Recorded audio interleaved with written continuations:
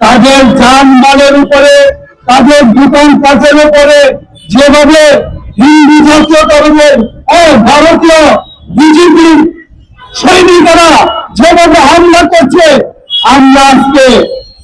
শান্তিপূর্ণ প্রতিবাদের মাধ্যমে বিশ্ব বিবেকের কাছে আমরা বলতে চাই, আমরা শান্তিপূর্ণভাবে আছি, কিন্তু যদি আবার সংখ্যালঘু ভারতের সংখ্যালঘু করে